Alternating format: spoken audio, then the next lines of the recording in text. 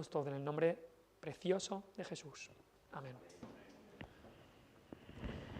Como os acabo de contar ayer y anteayer, algunos pastores pasamos unos días preciosos de oración, de compartir y de fortalecernos en el Evangelio, fortalecernos el uno al otro. Estuvimos en un cortijo cerca del charco del aceite, el charco de la Pringue, que algunos llaman, ahí en medio de las montañas, la verdad muy bonito, y había, justo al salir del cortijo, había un árbol, y justo ayer salimos algunos de los hermanos, de los pastores, y estábamos hablando allí en cuanto a este árbol. Era un árbol que tenía unas ramas así de una manera peculiar, y nos preguntamos, ¿qué tipo de árbol es? La verdad es que muchos de vosotros lo hubierais sabido nada más verlo, pero allí pues muchos de los pastores pues no tenemos mucha idea de árboles. Y estábamos viendo que estaba seco, estaba sin hojas, aunque algunas hojas estaban comenzando a salir ahora en la primavera, había algunos brotes, y uno de los hermanos allí en uno de los brotes de hojas vio algo que nos dijo qué tipo de árbol era, vio un pequeño higo, así que ya supimos que era una higuera. Ahora, la higuera no comienza su existencia cuando le sale un higo cada año. No es cuando comienza su existencia. La higuera comenzó a existir, la higuera nace pues cuando se planta la semilla y de repente, ¡pum!, brota, se planta la semilla bajo de tierra y de repente sale el brote, hay vida, se hace entonces una planta y después un árbol. Así es como nació, así es como comenzó la existencia de esta higuera. Pero ¿cómo se demuestra que el árbol es una higuera y no un manzano, o una zarza, una mala hierba? ¿Cómo supimos ayer que era una higuera? Por el fruto, por el higo que dimos. Ahora, llevando esto al área espiritual, tú no te conviertes en cristiano, nadie se convierte en cristiano cuando da fruto. No son las buenas obras, ni el llevar tu cruz, como veremos hoy, que te salvan, o que te hacen nacer de nuevo. No, somos cristianos, nos convertimos en cristianos cuando Cristo, por su gracia, hizo que naciéramos de nuevo, por su poder, por su sublime e infinita y soberana gracia, cuando por medio del arrepentimiento y la fe confiamos en Cristo y pusimos en Él nuestra esperanza de salvación y Él perdonó nuestro pecado, nos declaró justos por medio de la fe y ahí nacimos de nuevo, ahí comenzó nuestra existencia como cristianos. Y en el pasaje anterior que estuvimos viendo la semana pasada, Cristo llamó a cada uno a venir a Él, venid porque todo está preparado, Cristo lo ha hecho todo, nuestra salvación está ya completa, tienes que venir y comer en el banquete, ven a Cristo, eso es lo que vimos la semana pasada, venid con las manos vacías, dijimos, no como aquellos que pensaban que podían ganarse la salvación y traer algo. Venir, como nos dijo ahí el pasaje de la semana pasada, como pobres, como mancos, como cojos y ciegos, y vimos que la salvación es completamente gratuita. Completamente gratuita. Tú no puedes aportar algo a este banquete celestial. Es más, si intentas aportar algo, te quedas fuera, porque la salvación es 100% de Dios. Es una ofensa intentar comprar tu salvación, es una ofensa intentar decir, Señor, tú haces el banquete, pero yo llevo el postre. No se puede. Ahora, ¿cuál es la evidencia de que una persona es cristiana? ¿Cómo se demuestra que la persona que dice que es salva, de verdad lo es? Porque hay falsos cristianos, hay falsos convertidos. Pues la demostración, la evidencia de que una persona es verdadera cristiana es por el fruto. Igual que supimos que esa higuera era higuera, por el fruto. Cristo dijo, por sus frutos los conoceréis. En el contexto en el que está este pasaje que vamos a ver hoy, se nos dice en el versículo 25, grandes multitudes iban con él. Y volviéndose les dijo, Cristo, después de hablar sobre este banquete celestial al que vienen todos los pobres, los mancos, los cojos y los ciegos, tiene muchas multitudes que le siguen. La gente le gusta ese mensaje. Que no son los ricos y los religiosos, sino que la salvación, pues para los pobres, mancos, cojos, ciegos, espirituales. Y este tipo de mensaje, seguramente, mucha gente comenzó a gustarle. ¡Ay, mira! Vamos a seguir a Cristo, vamos para allá. ¿Y sabes qué hace Cristo? Y no es la única vez que lo hace aquí. Lo hacen otras veces, como en Juan 6 hace lo mismo. Cuando se dicen los evangelios que muchas multitudes venían a Cristo, ¿sabes lo que hace Cristo? Trae su mensaje más duro. Cuando muchas multitudes venían y la gente decía, mira, mira, lo vamos a hacer rey, y comenzaban a venir muchos, Jesús trae su mensaje más duro. Justo cuando más grande es la multitud, más duro es el mensaje. Es casi todo lo contrario a lo que haría la gente, a lo que hacen muchos pastores en la actualidad. Viene gente, pues sí, hay, todo es bonito. Pero Jesús aquí hace lo contrario. ¿Por qué lo hace? Porque Jesús no quería falsos seguidores. Jesús no quería falsos seguidores. Cristo acababa de dar un mensaje en el que decía que aquellos religiosos poderosos, ricos, orgullosos, no estarían al final en el banquete celestial. Y que son aquellos que se declaran pobres, mancos, cojos y ciegos espiritualmente, que estarían en el banquete espiritual. Y cuando vienen las multitudes, entonces trae este mensaje duro. ¿Por qué? Porque a Cristo le importaba mucho que no hubiera falsos seguidores. Cristo no quiere falsos seguidores. Y Cristo les dice las cosas bien claras a estos que comienzan a seguirle, o que al menos estaban interesados en seguirle. Quizá muchos se echaron para atrás. Pero Cristo prefiere que se echen para atrás sabiendo lo que es la vida cristiana, a que entren a profesar ser cristiano y en realidad no lo sean, y en realidad sean una deshonra para su nombre. Hay un mensaje por ahí que no es el mensaje de Cristo.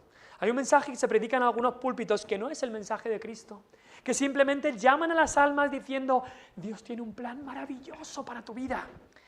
Solamente acéptale, añade a Cristo a tu vida y continúa tu vida, pero ahora con Cristo, y Él te dejará entrar al cielo y vivirás una vida próspera, una vida de prosperidad material, una vida en la que todo irá bien. Solamente firma aquí, solamente dile que sí a Cristo, solamente levanta tu mano y ya está, estás dentro, vas al cielo, aleluya. Pero ese no es el mensaje que tiene Cristo aquí. Es más, este mensaje que acabo de explicar produce muchos falsos convertidos, porque es engañoso. No te cuenta toda la verdad. Y Jesús no hace eso. Jesús, cuando tiene mucha gente que le comienza a seguir, no es de estos que te da un contrato con letra pequeñita abajo. Jesús no te da un contrato del plan de salvación y abajo en pequeñito dice, pero todos los que son salvos también tendrán que ser santos. Y no lo has podido leer. No, Jesús te lo dice bien claro. Jesús lo expone bien claro. Todos aquellos que son salvos vivirán en santidad. Jesús lo deja bien claro. ¿Quieres ser salvo de tus pecados? ¿Quieres venir a Cristo? ¿Quieres recibir esta salvación tan grande comparada con un banquete celestial? ¿Quieres una vida nueva? Jesús dice, gloria a Dios. Pero también Jesús dice, déjame explicarte en qué consiste esta vida nueva. Voy a ser bien claro, dice Jesús. Yo no te salvo para que vivas la vida que te da la gana. Yo no te libro de las consecuencias del pecado para que sigas bajo el poder del pecado. No, el que ha sido salvo va a buscar la santidad. Lo acabamos de recitar en el Salmo 93. La santidad conviene a tu casa. La santidad conviene a tu casa. El que sigue a Cristo, quien llevó la cruz, porque Cristo llevó la cruz. El que sigue a Cristo, quien llevó la cruz, también va a llevar su cruz, como dice aquí. Entonces el título de nuestra predicación, el título de la exposición de este pasaje es ¿cómo vive un verdadero discípulo de Jesús? ¿Cómo vive un verdadero discípulo de Jesús? Aunque también lo podríamos ver por el otro lado. ¿Cómo vive un falso discípulo de Jesús? ¿O cómo no vive un verdadero discípulo de Jesús? Y pensemos un poco. ¿Cuál es el propósito de la muerte de Cristo? ¿Cuál es el propósito de la salvación? ¿Es que Cristo murió principalmente, más que nada, para que vayas al cielo y ya está? Ahora, sí que eso es un fin, pero sería una deshonra para Cristo que el cielo se llene de gente con pecado, llena de inmundicia. Eso no va a ocurrir. Nos dice la Biblia que el principal motivo por el que Cristo murió, Tito 2,14, Cristo se dio a sí mismo por nosotros para redimirnos de toda iniquidad y purificar para sí un pueblo propio, celoso de buenas obras. Efesios 1,4, ¿por qué es que Cristo nos escogió desde antes de la fundación del mundo? Para que vayamos al cielo, para que fuésemos santos y sin mancha delante de Él. Efesios 5:25 habla a los maridos, amad a vuestras mujeres. ¿Y cuál es el ejemplo? Como Cristo amó a la iglesia y se entregó a sí mismo por ella para santificarla, habiéndola purificado en el lavamiento del agua por la palabra, a fin de presentársela a sí mismo, para que un día estemos en el cielo con el Señor, pero no llenos del pecado, sino una iglesia gloriosa, sin mancha ni arruga ni cosas semejantes, sino santa y sin mancha. Juan 3:16, ese versículo que tanto conocemos, porque de tal manera amó Dios al mundo, que dio a su Hijo unigénito, a su único Hijo, para que todo el que en Él cree no se pierda, sino que vaya al cielo. No dice eso. Dice, no se pierda, sino que tenga vida eterna. ¿Y sabes cuándo comienza la vida eterna? No comienza cuando mueres, comienza cuando eres salvo. Comienza tu vida eterna cuando eres salvo. Cristo quiere que cuando Él te salva, comience una vida de santidad. Una vida que progresivamente vas llevando tu cruz, vas renunciando y negándote a ti mismo y vas acercándote más a Cristo y pareciéndote más a su santo Hijo. Hemos leído en Levítico que Dios dijo ya a su pueblo, después de haberlos sacado de la tierra de Egipto, después de haberlo redimido del pecado y del mundo, les dijo, sed santos, porque yo soy santo. Sed santos, porque yo soy santo. Entonces vamos a ver hoy 6 cosas sobre cómo vive un falso discípulo de Jesús. Y al ver el contrario, veremos cómo vive un verdadero discípulo de Jesús. Vamos a ver en primer lugar 3 declaraciones y después veremos 3 ilustraciones de cómo es un falso discípulo de Jesús. Toda esta gente quería seguir al Señor, venían en multitudes, pero Jesús los para, se vuelve y les dice las cosas bien claras. Les lee la letra de todo el contrato. No hay letra pequeña cuando una persona viene a Cristo. Cristo lo quiere dejar todo claro. No quiere que luego te enteres, no, lo quiere dejar todo claro. ¿Quieres venir a Cristo? ¿Quieres seguir a Cristo? Esto es lo que es la verdadera vida del discípulo.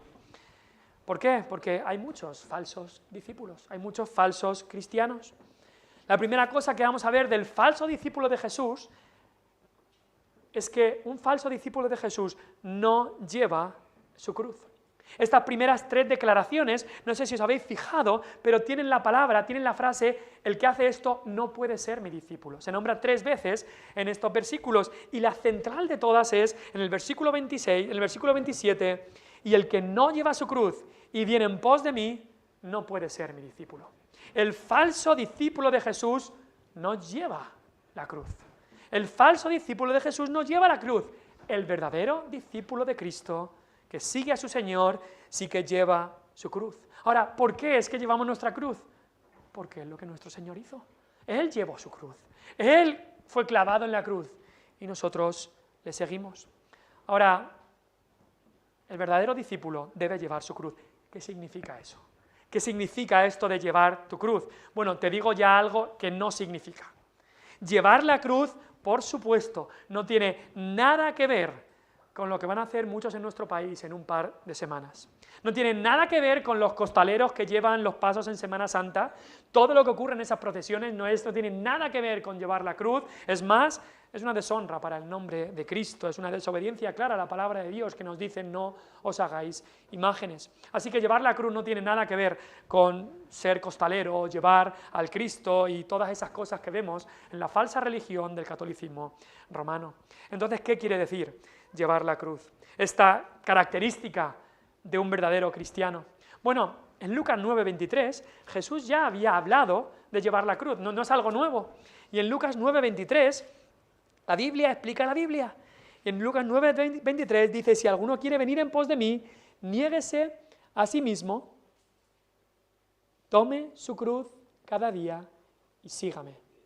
Una de las claves para entender lo que significa tomar tu cruz es negarte a ti mismo. Negarte a ti mismo. Cuando una persona ahí en el mundo romano, los romanos eran los que crucificaban a aquellos criminales, cuando una persona llevaba su cruz había un gran desprecio hacia esa persona. Iba por las calles, en este caso, como Cristo, de Jerusalén o de otras ciudades, y tenían que llevar su cruz hasta donde iban a ser crucificados. Y todo el mundo despreciaba a esa persona mientras llevaban la cruz. Era un símbolo de desprecio. Llevar la cruz significa desprecio. Significa que este mundo te va a despreciar. Llevar la cruz significa que este mundo te va a despreciar, que este mundo se va a reír, que este mundo te va a llamar loco, que este mundo va a decir: menudas tonterías estás haciendo. Pero eso es seguir a nuestro Señor. También llevar la cruz significa sufrimiento. Estos palos de madera tan grandes que tenían que llevar no pesaban poco, pesaban muchísimos kilos, y llevar la cruz significaba que el que estaba allí, seguramente ya azotado, iba a sufrir.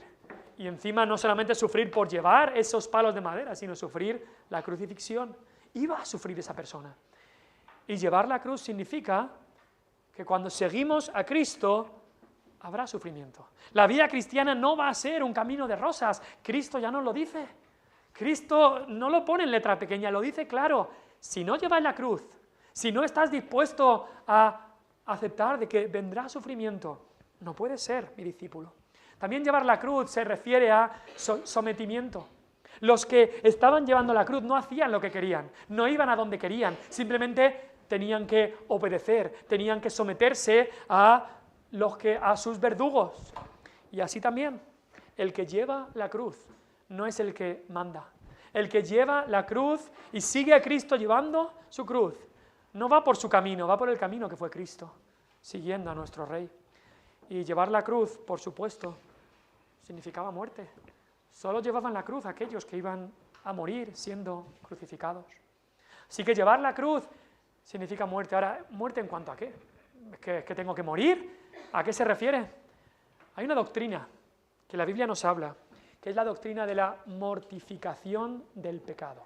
Parece una palabra un poco extraña, pero la Biblia nos dice que aquel que está en Cristo, aquel que es una nueva criatura, las cosas viejas pasaron. ¿Qué se refiere a las cosas viejas pasaron? Se refiere a que la carne, nuestro pecado, muerto, ha sido muerto, y no solamente ha sido muerto, sino debe morir cada día. Debe morir cada día. Y la mortificación del pecado no es darse latigazos en la espalda, porque eso no hace nada para el pecado que está en nuestro ser. No es clavarse una cruz, como algunos en Latinoamérica hacen ahora en Semana Santa, que se clavan a una cruz. No tiene nada que ver con eso. La mortificación del pecado es, lo que hemos dicho, negarse a uno mismo. Negarse al pecado. Gálatas 2:20 dice Pablo: con Cristo estoy juntamente crucificado. Hay muchos en el Evangelio de la prosperidad que te dicen: con Cristo eres prosperado. Y Pablo dice: con Cristo estoy crucificado. Justo lo contrario. Y ya no vivo yo, mas vive Cristo en mí. Cuando te entregas a Cristo, si quieres seguir a Cristo, date cuenta, ya no vives tú. Ay, pero yo quiero, pero yo hago, pero yo deseo, pero yo ambiciono, pero yo sueño. Olvídate, ya no vives tú, mas vive Cristo en ti. Lleva la cruz. Pablo también en Gálatas 5:24 dice: los que son de Cristo, los que siguen a Cristo, los que son discípulos de Cristo, han crucificado la carne con sus pasiones y deseos. Ahora, la crucifixión es una muerte lenta. Y así ocurre en la santificación del cristiano. Va muriendo lentamente la carne, pero tiene que ir muriendo. Tiene que ir muriendo, contrario al mensaje actual de muchas iglesias que incluso hablan de tú vales, tú puedes, sigue tu corazón, Dios te va a prosperar económicamente en cuanto a la salud, Dios va a hacer grandes cosas, afírmate a ti mismo, date el deseo de tu corazón. La Biblia dice: mortifica tu carne. La Biblia te dice: niégate a ti mismo, no afírmate a ti mismo, sino niégate a ti mismo. Tu mayor necesidad no es mejorar como persona. Tu mayor necesidad es dejar tu pecado, dejar de ser la persona que eres, morir al pecado diariamente. Ven conmigo a Colosenses 3:5. Libro de Colosenses, capítulo 3, versículo 5, Filipenses, después Colosenses, dice la palabra de Dios. Colosenses 3, versículo 5. Bueno, empezamos en el versículo 3. Dice, está hablándole a creyentes, está hablándole a cristianos. Versículo 3, porque habéis muerto. Habéis muerto al pecado, habéis muerto a la carne, habéis muerto y vuestra vida está escondida con Cristo en Dios. Versículo 5. Mira cómo dice, habéis muerto, ¿y qué dice el versículo 5? Haced pues morir. Hay un aspecto en que el cristiano está muerto, está ya crucificado. Y hay otro aspecto en el que el cristiano va muriendo lentamente a la carne. Haced morir, pues, lo terrenal en vosotros. Este mensaje no es tan apetecible. Como que nos gusta más el mensaje de prosperidad, el mensaje de tú puedes, el mensaje de sigue tu corazón, el mensaje de date un capricho, el mensaje de... Y este mensaje no nos gusta tanto. Haced pues morir. Toma la cruz. Haced pues morir lo terrenal en vosotros. Fornicación, impureza, pasiones desordenadas, malos deseos y avaricia, que es idolatría. Cosas por las cuales la ira de Dios viene sobre los hijos de desobediencia. Si estas cosas no las clavas allá a la cruz, si estas cosas no son clavadas, si en tu vida estas cosas son tu práctica normal, vivir en fornicación, vivir en impureza, vivir en pasiones desordenadas, que puede hablar como la pornografía o la lascivia, vivir en malos deseos y avaricia, si estas cosas son la práctica de tu vida, la ira de Dios viene sobre ti. Porque por estas cosas viene la ira de Dios sobre los hijos de desobediencia. Hazlas morir, crucifica la carne. Dice, en las cuales también vosotros anduvisteis en otro tiempo, cuando vivíais en ellas. Pero ahora, dejad también vosotros todas estas cosas, y hay más. Versículo 8, ira, enojo, malicia, blasfemia, palabras deshonestas de vuestra boca. Si la práctica de tu vida es vivir en estas cosas, entonces no eres discípulo. Entonces no hay evidencia de que eres discípulo. Ahora, repito lo de antes. No te conviertes en discípulo de Cristo por llevar la cruz. No eres discípulo de Cristo por dar fruto. Pero si no llevas tu cruz, si no hay fruto, eso evidencia de que no eres verdadero discípulo de Cristo. No somos salvados por vivir en santidad, pero si no vives en santidad, eso es que no fuiste salvado. Dice Hebreos, buscad la santidad, sin la cual nadie verá al Señor. Sin santidad, sin haber empezado a dar fruto, sea pequeño fruto como el que dimos en la higuera, o sea grande fruto, sin santidad, nadie va a ver al Señor. La santificación, el llevar la cruz, es morir a la carne, es renunciar a nuestras ambiciones. No es lo que te salva, porque somos salvos por gracia, por medio de la fe personal en Jesucristo, pero la santificación sí que es lo que demuestra que eres salvo. Volvamos a Lucas 14. El que no lleve la cruz no puede ser mi discípulo. Ahora quiero hacer una anotación aquí. Cristo no dijo que el verdadero discípulo es el que sabe cómo llevar la cruz, sino que el verdadero discípulo lleva la cruz. Vivimos en tiempos en el mundo evangélico en los que hay cristianos, o quizá algunos sean supuestos cristianos, pero hay cristianos que saben mucho de cómo hay que vivir la vida cristiana. Tenemos recursos que nos sobran, tenemos la Biblia entera en nuestro idioma, y hay gente que sabe mucho de la Biblia, saben incluso de doctrina sana, saben muchos versículos de la Biblia, escuchan predicaciones de buenísimos predicadores y podcasts, mensajes buenísimos cada día, saben mucho sobre cómo llevar la cruz, pero no la llevan, no se niegan a sí mismos. Están hablando cada día de estas cosas, pero luego en sus vidas no lo hacen. El conocimiento, nos dice la palabra, envanece, pero el amor edifica. Y ese conocimiento que se queda solamente en la mente y que no baja al corazón, ese conocimiento es conocimiento falso. Y te lo digo, puede ser que tengas tiempos maravillosos leyendo la Biblia, en tu lectura e incluso en oración, pero si eso no se traduce en una vida de santidad, si te levantas de leer la Biblia y de orar y vas y no hay una vida de santidad, y no hay tratar a las personas con el amor de Cristo, no hay una manera humilde de vivir, no hay un sometimiento al liderazgo que Dios ha puesto en nuestra vida, si esto no te lleva a vivir una vida de santidad, es que algo no anda bien, No es saber mucho sobre llevar la cruz, el requisito es llevar la cruz,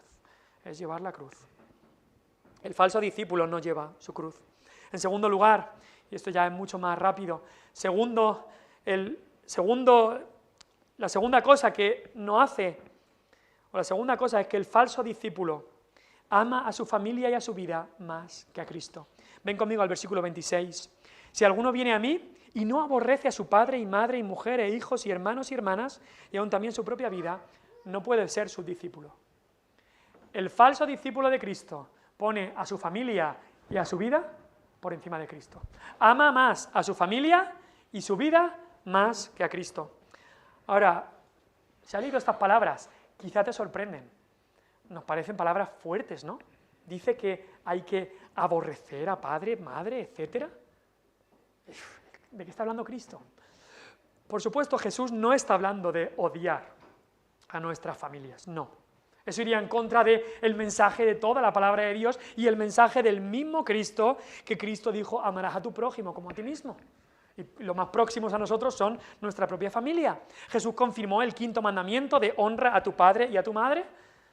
Jesús también enseñó que el hombre debe amar a su mujer y unirse a ella y ser una carne y que lo que Dios juntó no lo separe el hombre. E incluso le dijo a aquellos casados, en 1 Corintios 7 tenemos que aquellos casados que se convertían, que se quedaran con sus cónyuges incrédulos para testificarles y ser un ejemplo del Evangelio.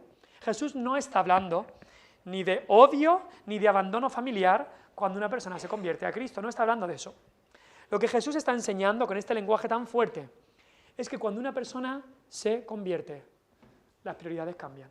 Lo que tú amas más cambia. Y Cristo debe ser lo primero que tú amas, por encima de todo lo demás. Por encima de tu marido, por encima de tu mujer, por encima de tus hijos, por encima de tus padres, por encima de tus hermanos. Por encima de todo está Cristo. Y si no lo está, no puedes ser discípulo de Cristo. Cristo no comparte. Cristo es exclusivo. O yo soy lo primero y lo principal, o no puedes ser mi discípulo. Esta palabra aborrecer del versículo 26 también se puede traducir como amar menos, así que lo que dice Cristo es que si amas más a tu familia y a tu vida más que a Cristo, no puedes ser discípulo de Cristo. Es una evidencia de que no conoces de verdad a Cristo. Me acuerdo una señora que cuando el pastor Laila aún estaba aquí, una señora que fuimos a testificar y que tenía bastante interés en el Evangelio y quería escuchar de la palabra de Dios, pero nos dijo, no vengáis más, no quiero saber más, porque mi hija me ha dicho que no escuche más, que no haga más. Tenía que elegir entre su hija, que le decía, no sepas más, no preguntes más, que no vengan más, ni se te ocurra ir a la iglesia. Tenía que elegir entre su hija y Cristo, y eligió su hija. Quien ama a alguien más que a mí no puede ser mi discípulo. Un hombre casado, escuché, que supuestamente conoció el Evangelio, y su mujer se puso en contra. Incluso le llevó a un punto en que le dijo, o Cristo o yo. Y él, en vez de orar más por la situación, en vez de elegir a Cristo, dijo, no, rechazo a Cristo. Y me quedo sin Cristo. Y abandonó la fe. Y hay momentos en la vida en los que tendrás que decir, ¿quién está antes? ¿Quién está antes? ¿Cristo o mi familia?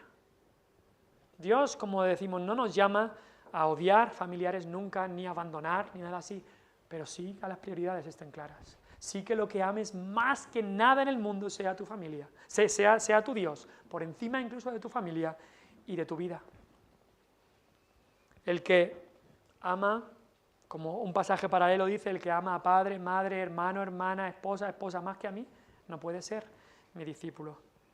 En tercer lugar, el falso discípulo no renuncia a todo lo que posee. Vamos al versículo 33.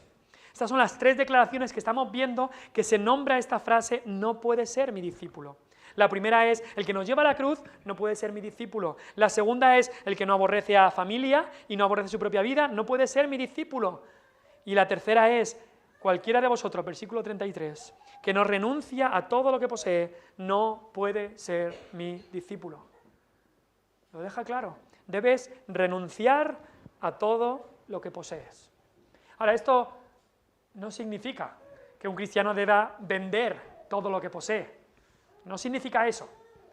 Vemos en la palabra de Dios que Cristo a algunos sí que se lo dijo, como al joven rico. El joven rico tenía una avaricia tremenda y un apego grandísimo a sus posesiones, y Cristo le dijo, vende todo lo que tienes y dalo a los pobres, y ven y sígueme. Vemos también que algunos en el libro de Hechos vendieron de sus posesiones y las trajeron para el Señor. Pero no es algo que se le diga a todo cristiano que venda sus posesiones, pero sí que se le dice a todo cristiano, si eres discípulo verdadero, debes renunciar a todo lo que posees. ¿Qué significa eso? Renunciar a todo lo que posees significa reconocer en tu mente y corazón que lo que poseemos no es en realidad nuestro, que Dios nos lo ha prestado temporalmente para que lo utilicemos para su gloria y para el bien de su reino. He escuchado a gente que dice, no, Dios me ha dado esto y gracias Señor. No, pero hay que ir un paso más. No solamente que Dios te lo ha dado y gracias Señor, no, Dios te lo ha prestado. No es tuyo, no es tuyo. Aunque la Escritura diga tu nombre, aunque legalmente lo sea, Dios te dice, no es tuyo, es mío. Te lo he prestado para que seas mayordomo. ¿Sabéis la palabra mayordomo? El mayordomo tenía el poder de utilizar las cosas que había en la casa, pero no eran suyas. Las tenía que utilizar para la honra de su dueño, para el bien de la casa. No podía hacer y deshacer lo que quisiera. Y nosotros como cristianos somos mayordomos. Simplemente Dios nos ha prestado las posesiones que tenemos para Él. No es tuyo, no es tuyo. Tienes que renunciar, tienes que renunciar. Quizá hay cosas materiales en tu vida a las que te estás agarrando.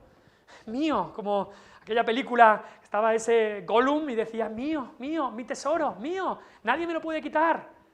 Y quizá Dios está diciendo, renuncia, renuncia, renuncia. Cuidado con pensar que todo lo que tenemos es nuestro para nuestros sueños, para nuestras ambiciones, para nuestra gloria, para nuestra vanidad. Cristo te dice aquí, si no renuncias a lo que posees, no puedes ser mi discípulo. Cristo lo deja claro. No te engaña, te dice una cosa y luego hay letra pequeña. No, la letra pequeña está bien grande. Está bien grande.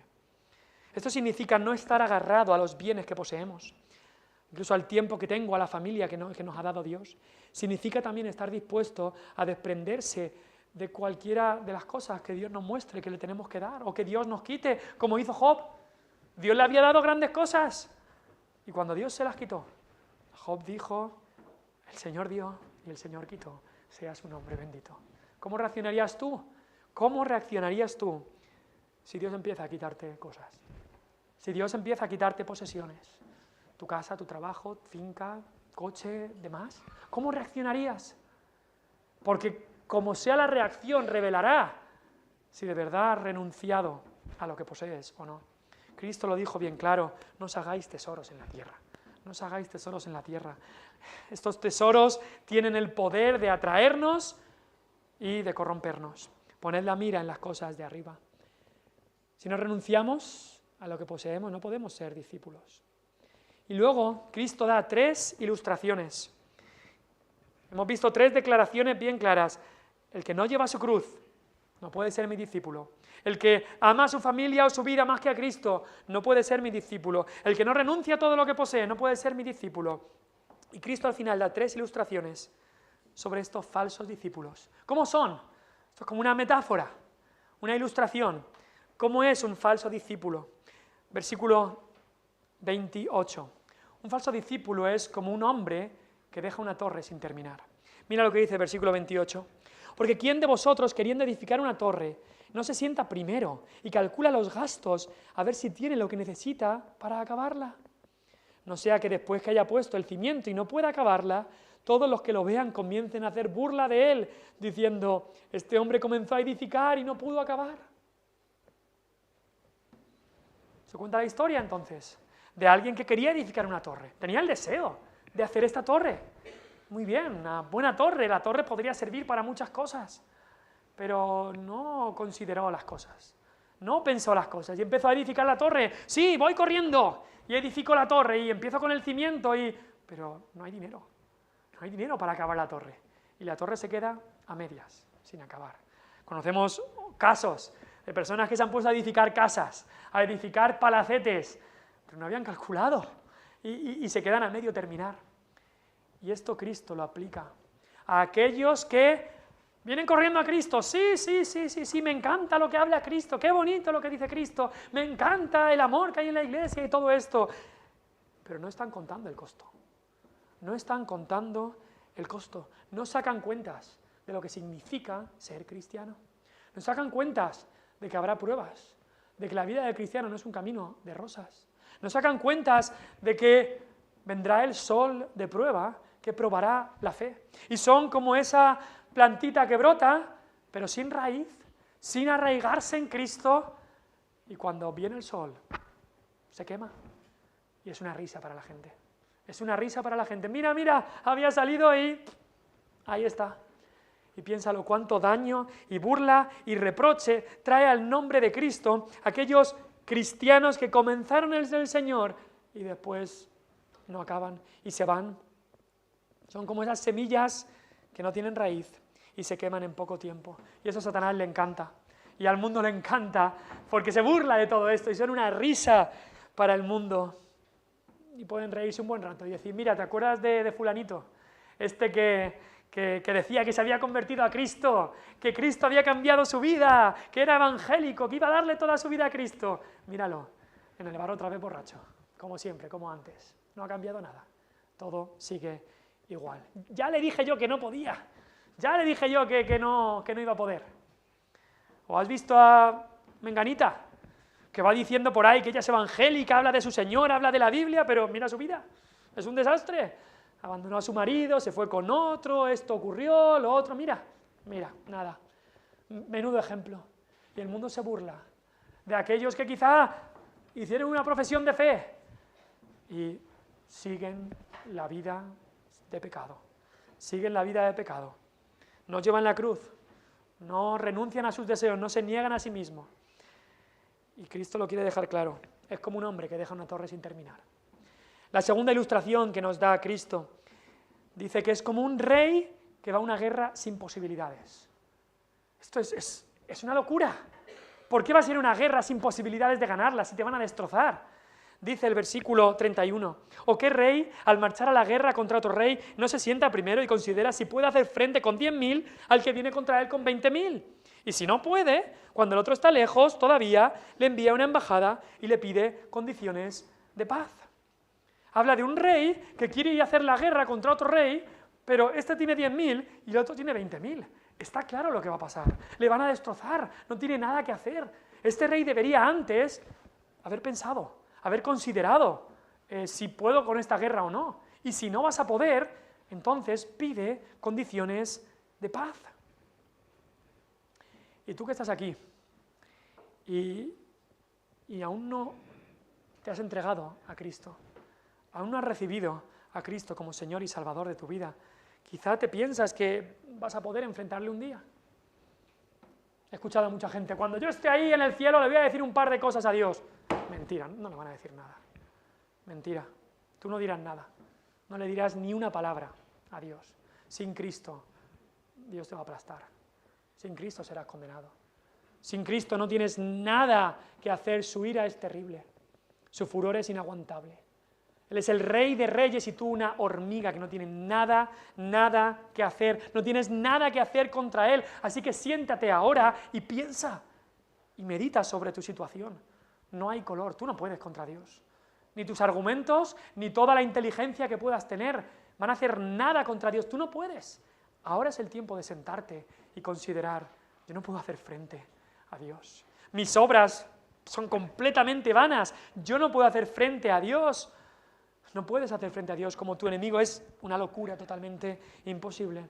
Él viene con poder infinito, sus ejércitos son millones y millones de ángeles. Tú no puedes ni dar un paso por ti mismo y te piensas que puedes enfrentar a Dios. Olvídate, siéntate ahora y considera, porque la única opción es que antes de que llegue el momento, pedirle a Dios y aceptar sus condiciones de paz. Las condiciones de paz son las suyas, no son las tuyas. Cuando se sientan dos ejércitos a hablar de las condiciones de paz, el que se rinde no tiene nada que decir, es el que gana, el que pone las condiciones. Y Dios es el que pone las condiciones de paz. Y las condiciones de paz es que si tú vienes a Él, Él es tu Señor y tu Rey, y Él manda.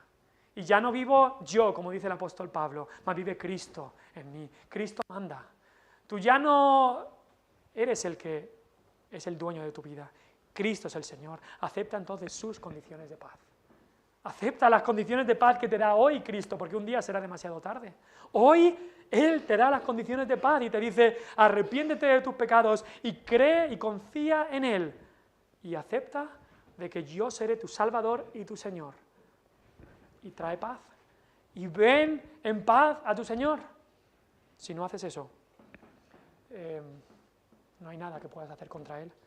En el día final no habrá ni pelea. Serás totalmente destruido y condenado.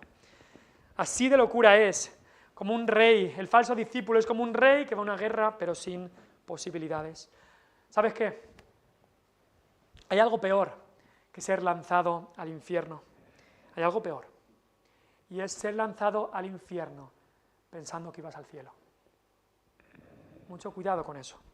Hay personas que un día serán lanzados al infierno y pensaban que estaban en Cristo, porque una vez hicieron una profesión de fe, pero Cristo les dirá, nunca os conocí, apartados de mí, hacedores de maldad. No tienes posibilidades contra Dios. Recibe hoy sus condiciones de paz. Y la última ilustración que nos dice aquí es que el falso discípulo es como la sal sin sabor. Versículo 34 y 35. Buena es la sal, mas si la sal se hiciere insípida, ¿con qué se sazonará? Ni para la tierra, ni para el muladar es útil. La arrojan fuera. El que tiene oídos para oír, oiga. Empieza diciendo que la sal es buena. La sal es buena. Un cristiano que vive para Cristo es algo bueno. Es algo bueno. Y aquí quiero animarte, cristiano. Aquí quiero animarte, porque el mundo necesita a cristianos que vivan como Cristo. Igual que es en tu cocina, no puede faltar la sal. En el mundo no pueden faltar los cristianos que vivan como Cristo, porque son la sal del mundo, son la luz del mundo. El cristiano verdadero, salvado por la gracia de Dios, ¿sabes qué? El cristiano verdadero es lo mejor que tiene este mundo. Este mundo, el cristiano es la sal. El cristiano es la sal. El cristiano que evidencia a Cristo es la sal del mundo. Cristo está ahora en la presencia de Dios, pero nos ha dejado a nosotros, los cristianos, los salvados por su gracia, llenos del Espíritu, para que seamos esa sal. Y la sal es buena, buena es la sal. Pero dice ahí, más si la sal se hiciere insípida, ¿con qué se sazonará? Aquí nos da la ilustración de un falso discípulo, un discípulo entre comillas que no asume el costo, que no realiza la función para la que ha sido creado. Hemos visto que Cristo nos salvó para ser santos. Cristo nos derramó su gracia en nosotros. Cristo nos perdonó de nuestros pecados para que no vivamos en el pecado. Pero aquella persona que dice haber sido perdonada de sus pecados, pero practica y vive en el pecado, es como la sal sin sabor. Una persona que dice que es sal, que es cristiano, pero no tiene el sabor de la sal. Es un cristiano que no tiene el sabor de Cristo. No vive para Cristo y como Cristo. No habla como Cristo, no se parece a Cristo. Lo ves y dices, mira, es sal. Lo saboreas y ahí no hay sal ninguna. Ahí no está Cristo.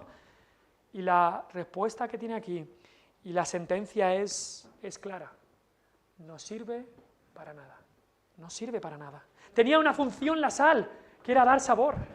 La sal tenía una sola función ahí en la cocina, que era dar sabor. Y si se hace insípida, si pierde el sabor, no sirve para nada. Y dice, la arrojan fuera. Un falso discípulo, un cristiano sin Cristo, una persona que dice ser salvada, pero vive y practica el pecado continuamente, es lo más inútil que hay en este mundo. Lo más inútil para el progreso del Evangelio. Hace más daño que aquel que nunca ha querido saber nada de Cristo. Hace más daño un falso cristiano que vive como el mundo que aquel que siempre ha estado en el mundo. No sirve para nada, es inútil para el progreso del Evangelio y dice claramente, será arrojado fuera. Claramente nos dice el final de aquel falso discípulo que puede profesar que es sal, pero no tiene el sabor de la sal. Puede profesar que es cristiano por la boca, pero su vida no es la vida de seguir a Cristo. Un supuesto seguidor de Cristo que no le sigue. Un supuesto santo en que la santidad brilla por su ausencia, no está allí. Cristo lo deja bien claro. Cristo no engaña a los que venían a Él. Cristo dejaba claro, la salvación es gratuita. Venid a mí todos los que estáis trabajados y cargados y yo os haré descansar. Pero ¿qué dice después? Llevad mi yugo sobre vosotros. Llevad mi yugo sobre vosotros. Cristo es claro, nos dice, la salvación es gratis. La salvación no puedes hacer nada de nada para ganártela. Ay, yo traigo algo, ven con las manos vacías. Pero Cristo también nos dice, aquellos que vienen y son salvados, Cristo cuando salva también compra. Y cuando te compra, eres para Él. Ya no eres para ti, ya no eres para vivir como tú quieres, ahora eres para Él. Y el viejo hombre, la carne, está crucificada con sus pasiones y deseos. Ya no vivo yo, decía el apóstol Pablo, mas vive Cristo en mí. El falso discípulo no lleva su cruz, pero el verdadero discípulo sí.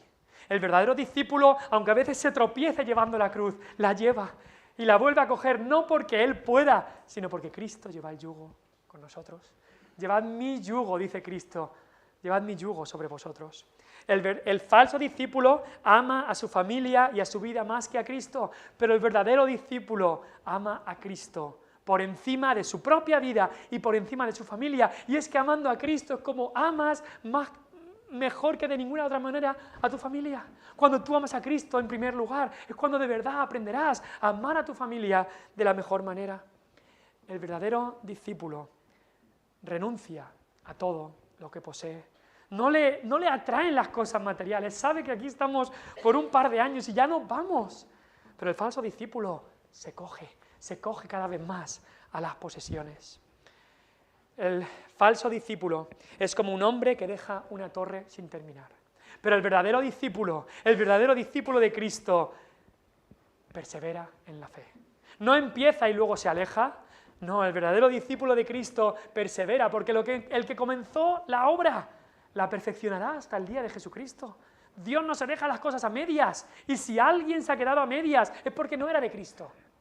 Dios no se deja las cosas a medias. El que comenzó en nosotros la buena obra, la perfeccionará hasta el día de Jesucristo. Cuando Dios es el que de verdad edifica la torre, la edifica hasta el final. El verdadero discípulo es como un rey que se rinde ante el Rey de Reyes. Se rinde y acepta las condiciones de paz que trae el Rey de Reyes, que es Cristo. No es como este rey que va a una guerra sin ninguna posibilidad. Y el verdadero discípulo es como sal con sabor. Es la sal del mundo. Es aquello que Dios ha puesto para darle sabor a este mundo que ha perdido completamente el sabor. Pero el falso discípulo lo ves y dices, ah, mira, es sal. Y cuando lo pruebas, ahí no hay sabor. Ahí no hay sabor. Totalmente insípido. Oremos. Oremos. Que el Señor nos ayude a perseverar. Él nos preserva. Nosotros perseveramos. El verdadero discípulo persevera. Y si estás aquí y no estás seguro de tu salvación, hoy hemos sido claros. Cristo es claro. No te hemos ofrecido un plan que parece muy bonito, pero que luego te la clavan por la espalda. No, Cristo te lo pone bien claro todo. Te lo pone bien claro y te dice, salvación es gratuita. Cuando vienes a mí, entonces yo soy el Señor de tu vida. Y ese yugo y ese llevar la cruz de Cristo es la vida más gozosa.